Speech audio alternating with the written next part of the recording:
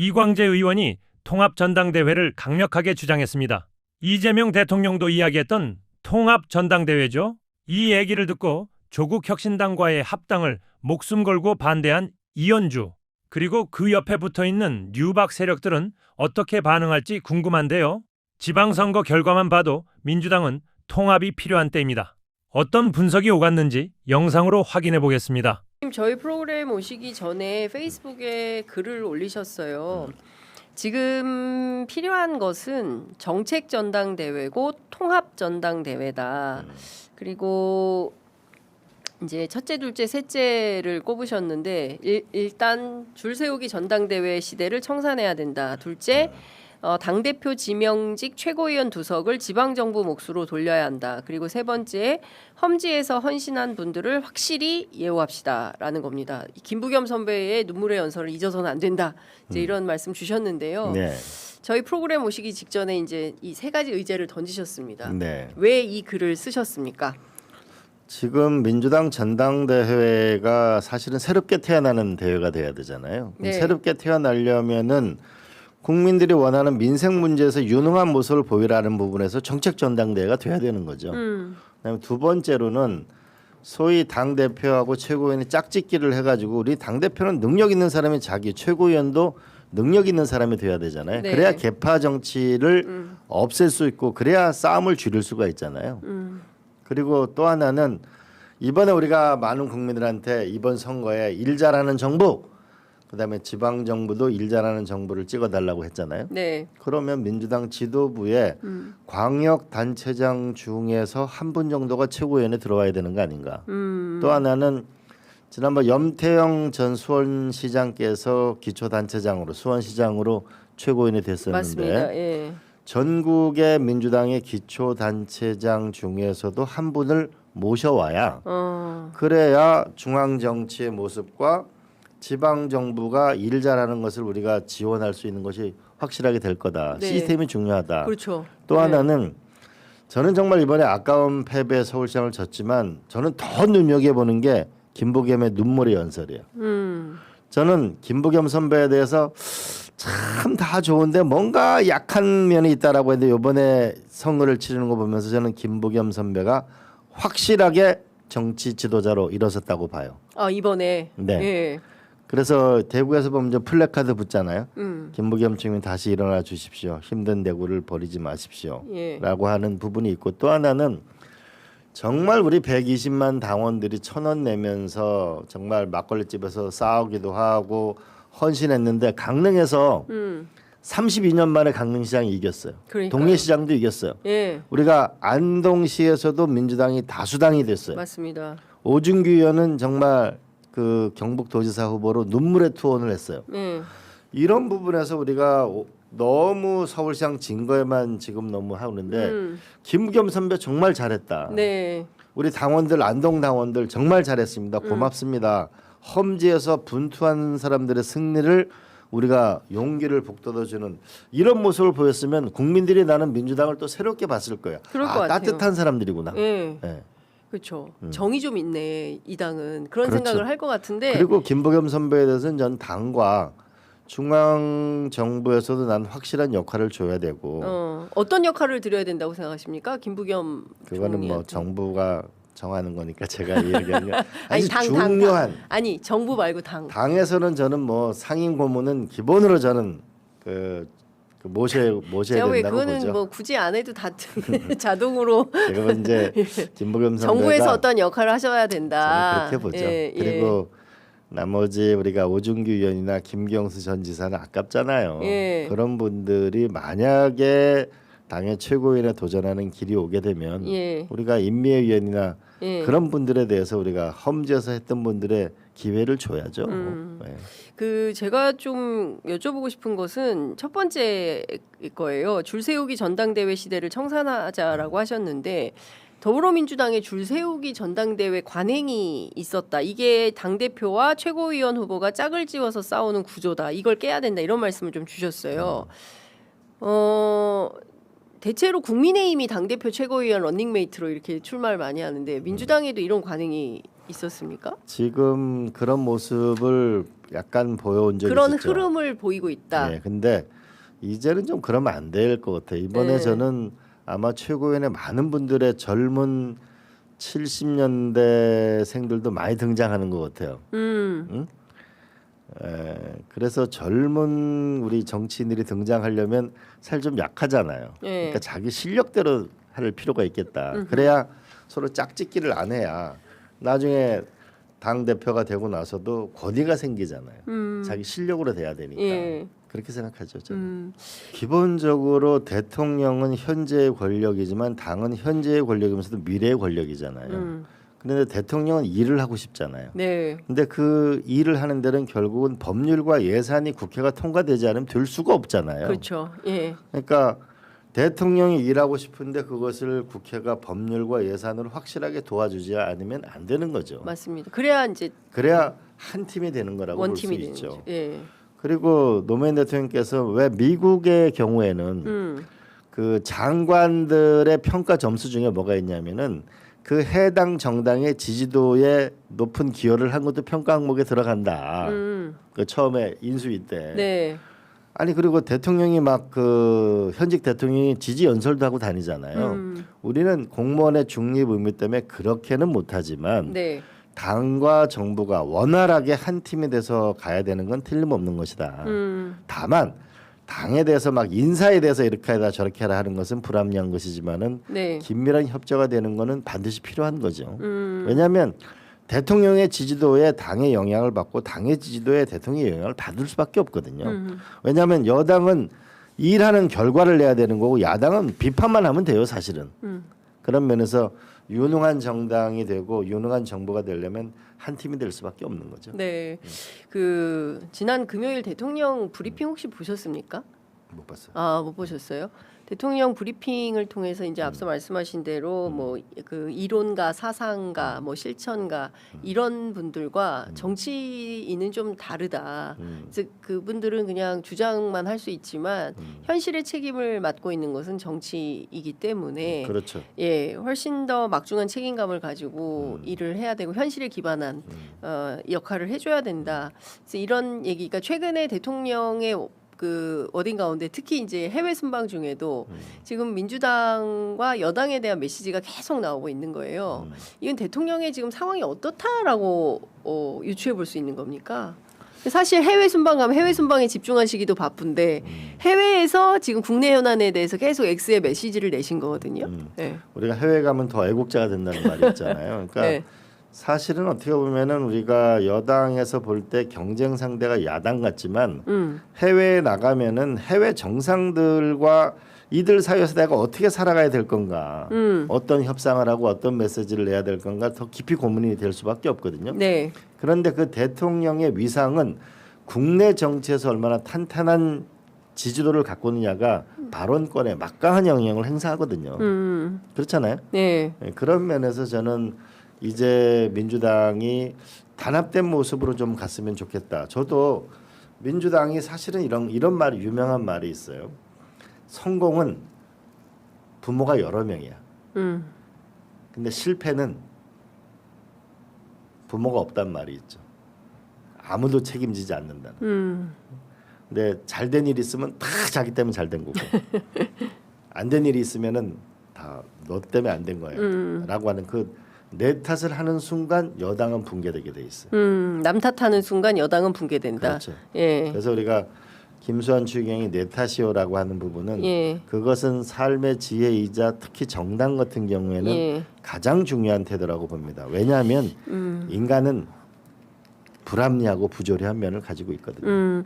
지금 부족한 면을 가지고 있거든요. 그 의원님 보시기에는 지금 남 탓하면서 여당이 지금 붕괴 직전에 와 있다 이렇게 보십니까? 지금 남 탓을 해서는 안 된다는 거죠. 예. 그러니까 아까 말씀드렸듯이만 그 우리가 서울시장의 정원 후보가 졌지만 네. 또 냉정히 보게 되면 서울시내 전체 구청장은 52%로 크게 이겼어요. 예. 근데 또 한편으로 보게 되면 우리가 진 것 같지만 김부겸 선배가 저는 패배했다고 생각하지 않아요. 한국의 민주당의 가장 중요한 정책 자산이 저는 전면으로 올라왔다고 저는 정말 가슴 속으로 벅차게 생각해요. 네. 그리고 안동시나 우리가 강릉 동해 같은 경우 수십 년 만에 이긴 그런 지금 자산들이 싹 트고 있는 거거든요. 네. 한편으로는 그 플러스 되는 거를 키워 나가고 또 부족한 건 채워 나가야 되는 그러니까 거죠. 이를테면 뭐 그 서울시장 놓치고 네. 그다음에 경기 서남권 기초단체장 그다음에 이제 서울의 한강벨트 라인들 이런 데 놓친데 특히 이제 부동산 이슈와 연동된 특히 이제 부동산과 이제 보유세 문제, 세금 문제로 놓친데 여기는 이제 정책적으로 그럼 더불어민주당 어떻게 할 거냐, 노선을 어떻게 할 거냐 이제 이게 하나가 있는 거고 뭐 강릉이나 또 동해나 또 이제 안동이나 이렇게 좀 그동안 그 소위 이제 민주당 입장에서 엄청난 험지라고 알려졌던 그렇죠. 데서 새로운 변화가 움트고 있는 것은 잘 지켜나갈 수 있도록 뭐 중앙당 차원의 대책이 필요한 거다. 그렇죠. 예를 들면 2030이 수도권에서는 지지가 떨어졌어요. 네. 왜냐하면 일자리 문제와 주택 문제에 대한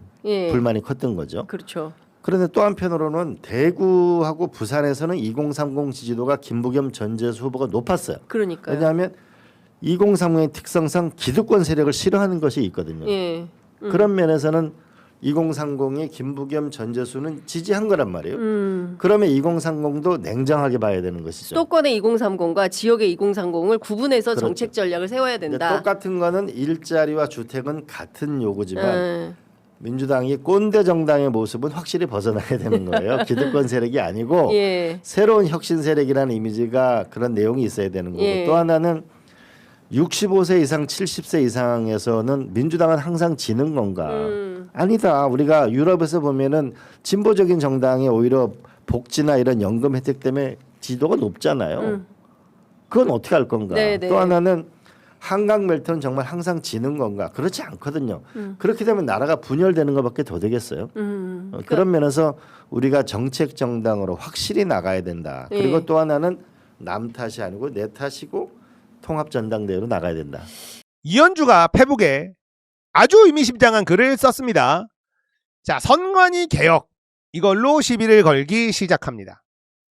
진영 논리에 지나치게 매몰된 나머지 야당으로서 선관위 개혁에 선명할 수밖에 없는 국민의힘과 다른 입장을 밝히려 하다 보니 어쩔 수 없이 선관위 개혁에 소극적이거나 방어적인 입장이 된다. 그래서 수세에 몰려서 안타깝다. 선관위 개혁을 다수가 강력히 요구하는 2030 세대를 보면 우리나라의 미래는 진영 논리보다 합리성이 작동되고 있으니 그나마 다행이라고 위안하는 중이다. 진영 논리에 매몰되지 말아야 한다. 자, 예, 프레임을 잘 보시기 바랍니다. 대통령께서는 누구보다 선관위 개혁을 강력하게 앞서 주문했다. 또 대통령을 팔고 있습니다. 제도적 개혁에 대해서도 어떠한 선입견이나 편견도 가져서는 안 될 것이다. 국민의 참정권, 즉 국민 주권을 보장한다는 차원에서 제도 개혁을 계속해야 한다. 해체 수준까지도 필요하면 해야 하고 개헌도 필요하면 해야 하고 사전선거제도도 불신이 걷어질 때까지 여러 대안을 논의해야 할 것이다. 자, 이게 이현주가 하고 싶은 이야기예요. 선관위 해체 할 수 있습니까? 할 수 없죠. 개헌도 필요하면 해야 된다. 쉽게 할 수 있습니까? 할 수 없죠. 사전선거제도도 불신이 걷어질 때까지 여러 대안을 논의해야 된다. 이건 할 수 있죠. 이현주는 사전선거제도를 건드리려고 하고 있다.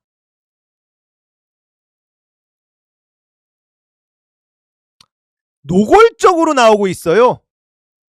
사전선거제도를 손보자. 이야. 일시적 좌파가 돼서 민주당을 끊임없이 갈라치게 해야 한다는 이현주의 작업이 너무나 순조롭게 진행되고 있습니다. 이현주의 이런 행보에서요, 대통령은 자유로울 수가 없어요. 김구 증손자 김용만도, 역사학자 김준혁도 이현주를 비판하지 못하고 있습니다. 왜일까요? 이현주가 민주당의 주류이기 때문에 그렇습니다. 공치모의 핵심이기 때문에 그렇습니다. 뉴 이재명의 선봉이기 때문에 그렇습니다. YTN을 인수한 유진그룹에서요, 이재명 정부에게 잘 보이기 위해서 선택한 사람이 오창익과 이동영이라는 주장이 나왔죠. 김광민 변호사의 주장입니다. 문조 털레유를 공격하는 선봉들이죠. 유진그룹은요, 뉴 이재명 세력의 뒷배에 대통령이 있다 이렇게 생각하고 있는 거예요.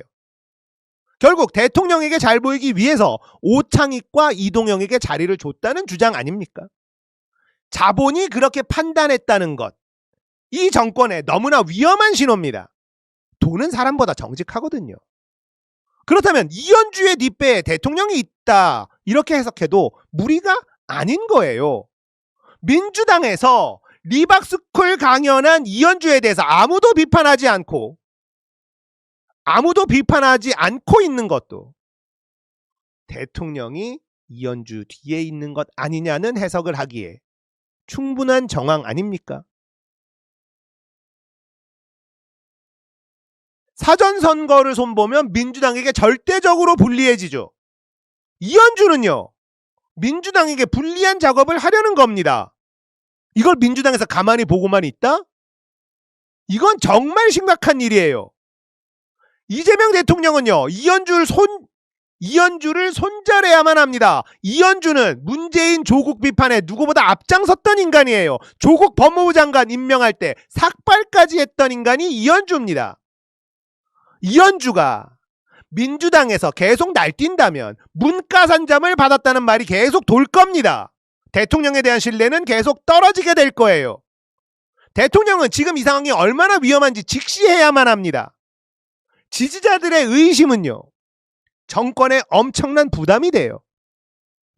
의심하는 지지자들을 탓해서는 안 됩니다. 대통령의 기자회견의 태도는 정말 최악이었어요. 왜 지지자들이 그런 의심을 하게 됐는지 냉정하게 살펴봐야 되는 거예요. 지지자들의 의심이 잘못된 거라면 투명하게 해명을 해야 됩니다. 해석의 여지를 남기는 애매모호한 말투는, 화법은 멈춰야 돼요. 그게 아니라면 의심하게 된 근본을 제거해야 되는 겁니다. 이현주를 계속 싸고 돈다면, 이현주가 계속 저렇게 날뛰게 된다면, 이현주가 가방위원장이 간다면 그건 대통령의 뜻이다. 이렇게 해석할 수밖에 없는 것 아닙니까? 이런 해석이 억울하다면 이현주를 제거해야죠. 이현주 없어도 민주당은 잘 돌아갈 수 있어요. 이현주는 민주당에 어울리는 사람이 아닙니다.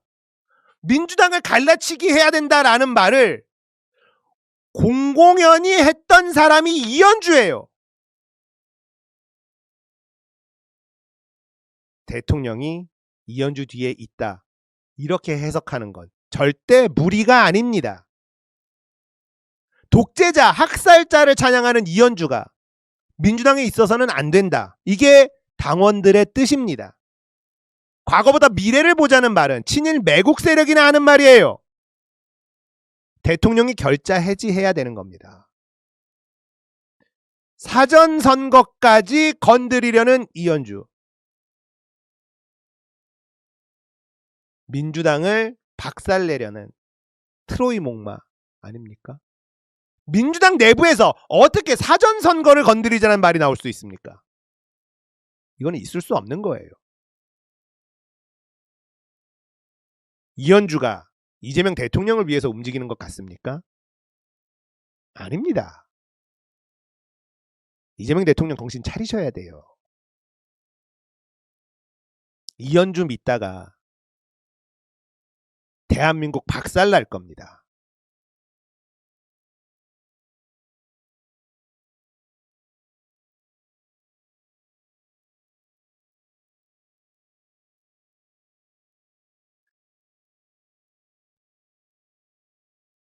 김용만 의원 유튜브에 제가 김용만 비판하는 영상이 올라와 있다. 저는 계속 기다리고 있습니다. 김용만 의원이 이현주에 대해서 제대로 된 목소리를 내야죠. 하나만한 소리 하지 마시고 제대로 된 목소리를 내야죠. 그게 아니면 김용만 의원은 그 비판에서 자유로울 수 없어요. 만약에 리박스쿨 영상이 드러났을 때, 공개됐을 때 김용만 의원이 공개적으로 이현주 의원의 탈당을 요구했다면요, 그리고 공치모에서 뛰쳐나오거나 이현주와 함께 할 수 없다 라고 세게 얘기했다면요, 김용만 의원에 대한 평가는 달라졌을 겁니다. 예.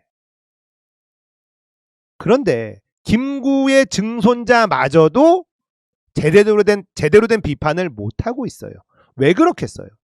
이현주가 세니까요.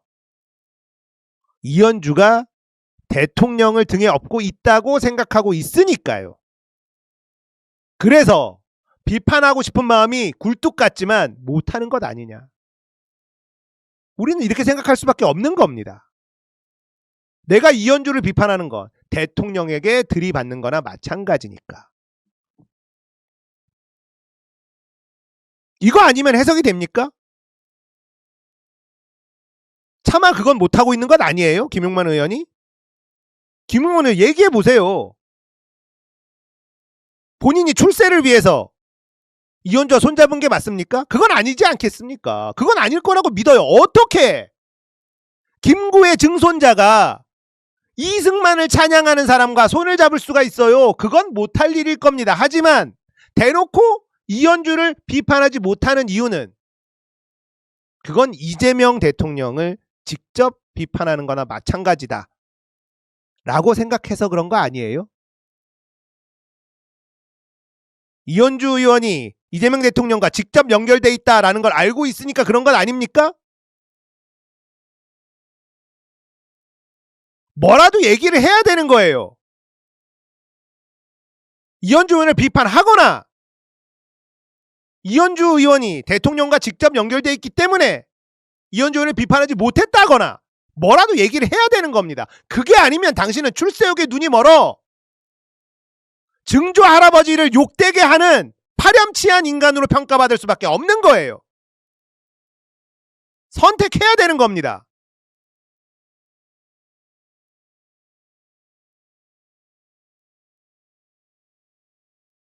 지금 민주당이 완전히 망가져 있는데요.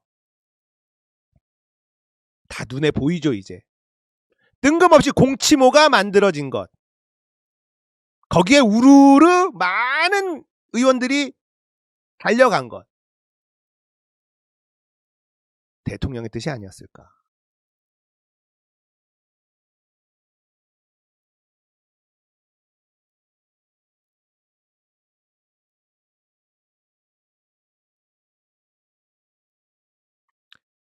이재명 대통령 지지율 46.7% 5주 연속 하락, 취임 후 첫 데드크로스. 리얼미터에서도 데드크로스가 일어났습니다. 부정이 금정을 앞질렀어요. 정당 지지율 뒤집혔습니다.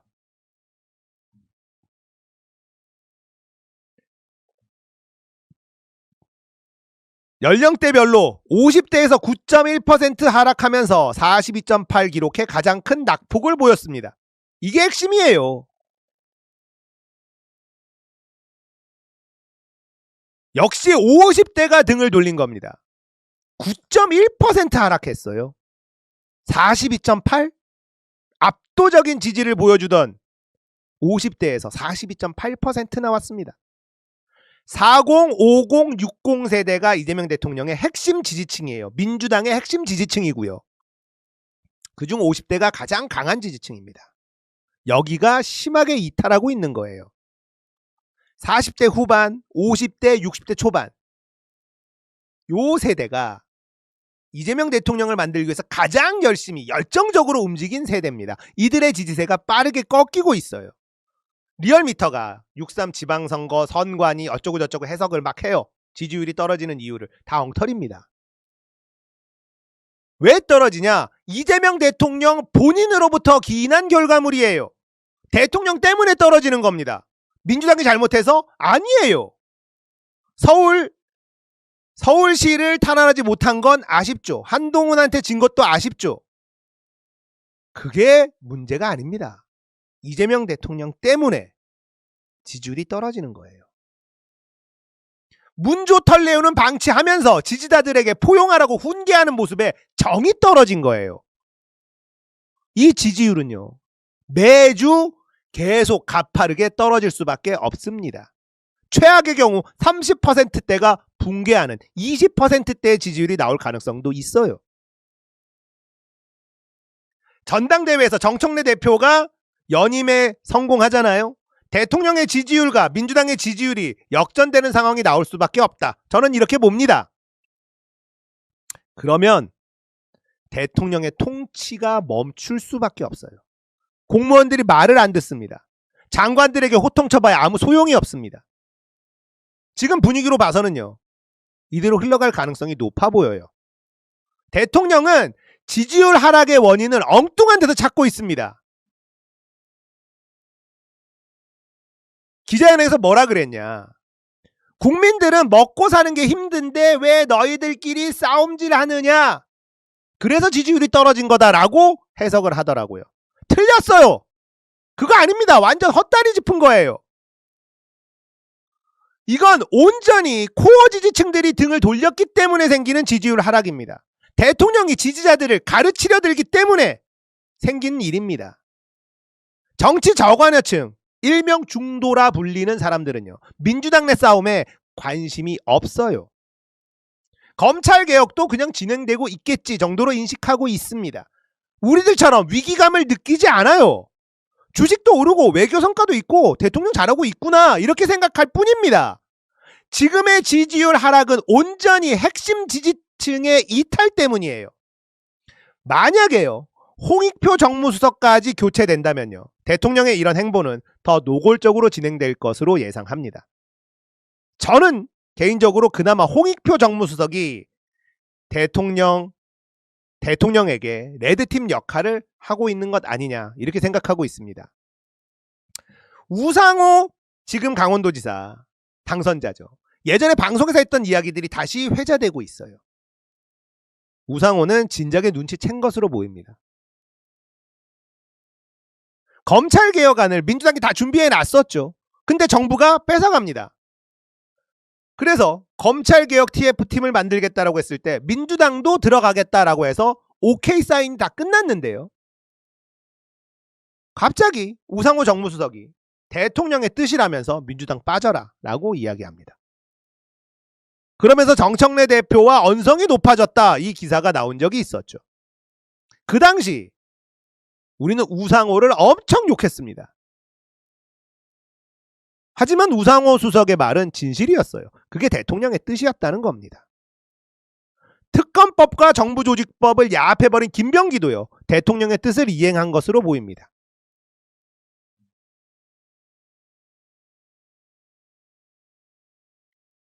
이재명 대통령의 지지율이 폭락하고 있는 이유는요, 이런 일들이 다시 재조명받으면서 생기는 겁니다.